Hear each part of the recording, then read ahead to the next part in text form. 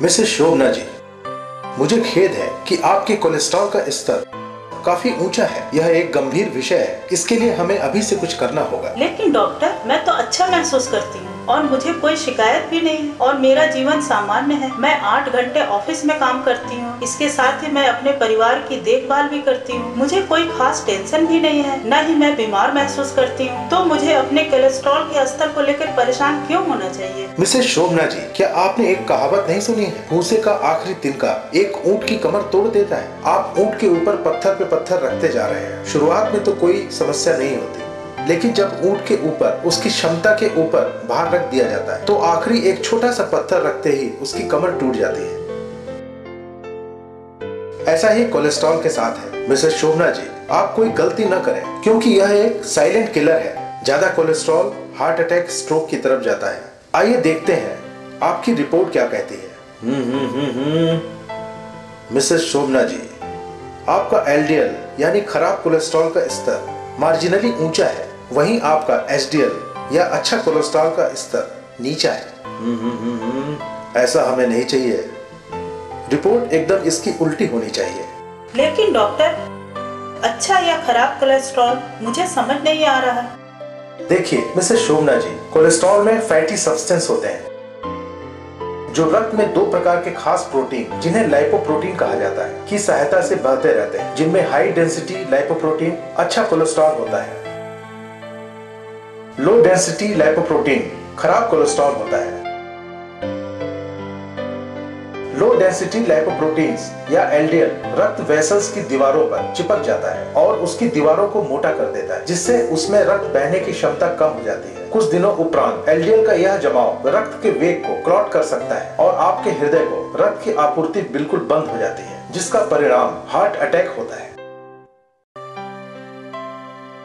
दूसरी तरफ एचडीएल एक पुलिसमैन की भूमिका निभाता है। जब बुरे कोलेस्ट्रॉल का अटैक होता है तो यह उसे अरेस्ट कर अपने साथ ले जाता है और आर्टरी की मोटाई या ब्लॉकिंग को साफ करता है। इसलिए आदर्श अवस्था में आपकी प्रक्रिया में एचडीएल का स्तर ऊंचा होना चाहिए और एलडीएल का स्तर नीचा।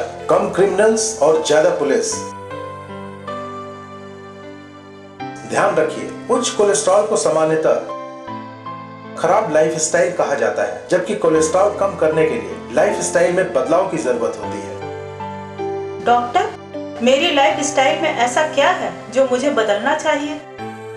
सबसे पहले आपको अपने खाना खाने की आदत को देखना है और इसे परिवर्तित कर हार्ट फ्रेंडली डाइट अपनानी है। हार्ट फ्रेंडली डाइट में 3 चीजें महत्वपूर्ण होती हैं। आहार में फाइबर की मात्रा बढ़ाइए, फैट की मात्रा घटाइए, संतुलित न्यूट्रिशंस लीजिए।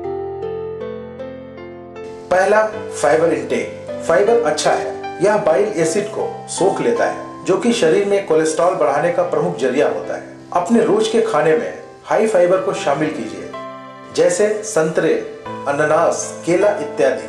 मैदे से बचिए और होल ग्रेन फ्लोर से बनी वस्तुएं इस्तेमाल करिए। सफेद ब्रेड की जगह भूरी ब्रेड खाइए। ध्यान रखिए, आपके खाने में कोई एक हरी पत्तों वाली सब्जी होनी चाहिए, जैसे आप मेथी की रोटी, हरी चटनी इत्यादि को अपने खाने में रख सकते हैं। दाल के अलावा फली को खाएं। अंकुरित मूंग आदर्श है। आपको एक दिन में 40 से 50 ग्राम फाइबर खाना है।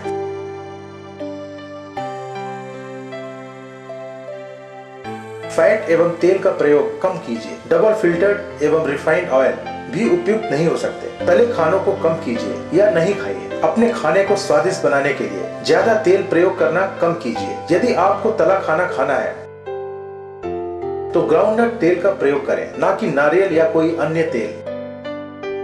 स्किम्ड या टोन्ड दूध का प्रयोग कीजिए, न कि मलाई युक्त। यदि मलाई युक्त दूध पीना है तो मलाई निकाल लें। चावल के साथ 1 चम्मच शुद्ध घी खाना कोई खराब बात नहीं है, लेकिन इसके बाद उस दिन और मक्खन या घी नहीं लेना है। खाना बनाने में डालडा या हाइड्रोजनरेटेड फैट्स का प्रयोग न करें। कोलेस्ट्रॉल कम करने के लिए रोज 4 से 5 अखरोट या बादाम खाएं। सामान्यतः रोज पूरी कैलोरी की आवश्यकता का 10 से 15% पूर्ति तेल से होनी चाहिए।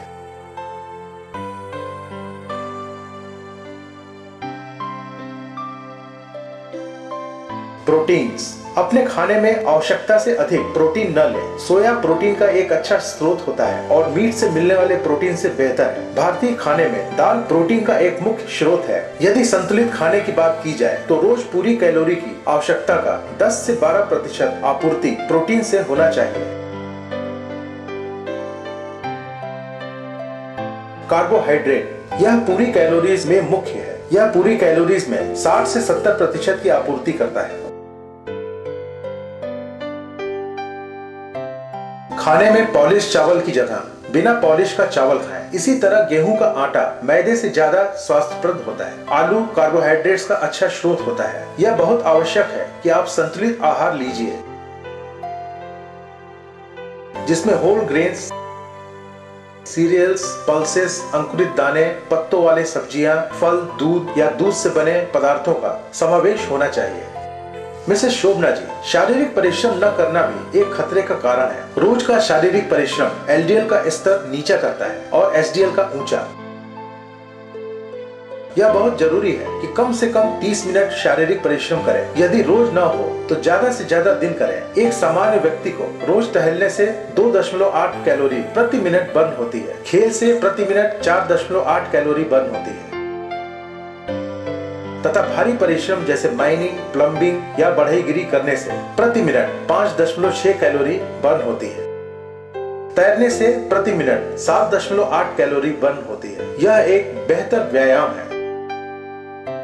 यदि विश्लेषण किया जाए कि यदि आपको पूरे खाने यानी 3000 कैलोरी का 20% बर्न करना है तो आपको 1 घंटे 20 मिनट तैरना होगा। लेकिन सबसे आसान व्यायाम जो एक व्यक्ति कर सकता है वो है टहलना। हर कोई को स्वस्थ जीवन के लिए टहलना जरूरी है। खाना कैलोरी का इनपुट है और व्यायाम उसका आउटपुट। यदि आप इसको संतुलित नहीं रखते तो आपका वजन बढ़ता जाएगा और बढ़ता वजन खतरे का कारण है आपके कोलेस्ट्रॉल काउंट व स्वस्थ जीवन के लिए।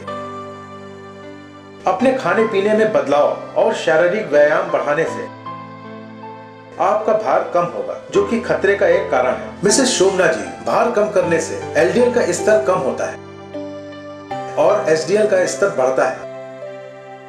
कम क्रिमिनल्स, ज्यादा पुलिस, आपकी सुरक्षा का यही मंत्र है। यदि तीनों कारणों को एक साथ रखा जाए, कोलेस्ट्रॉल कम करने वाला खाना, शारीरिक व्यायाम और भार प्रबंधन, इसे कहते हैं थेरेप्यूटिक लाइफस्टाइल चेंजेस यानी टीएलसी। आपको मालूम है डॉक्टर, मैं हमेशा टीएलसी को टेंडर लविंग केयर सोचती थी। श्योर मिसेस शोभना, आप ऐसा भी सोच सकती हैं। टेंडर लविंग केयर आपके शरीर के लिए सामान्यतः थेरेप्यूटिक लाइफस्टाइल चेंजेस आपके एलडीएल स्तर को कम करता है और एसडीएल स्तर को बढ़ाता है। लेकिन बहुत से मरीज जो हाई रिस्क की तरफ है उनके लिए टीएलसी पर्याप्त नहीं है। इसके साथ उन्हें दवाएं भी लेनी पड़ सकती हैं। लेकिन व्यायाम और संतुलित आहार से प्रिस्क्रिप्शन की आवश्यकता नहीं होती। तो अपने कोलेस्ट्रॉल को कम करने के लिए खाइए और खतरे को कम करने के लिए अपना भार कम कीजिए। डॉक्टर के परामर्श से स्टैटिन्स लीजिए और अपने दीर्घ एवं स्वस्थ जीवन के लिए ताजीवन टहलिए।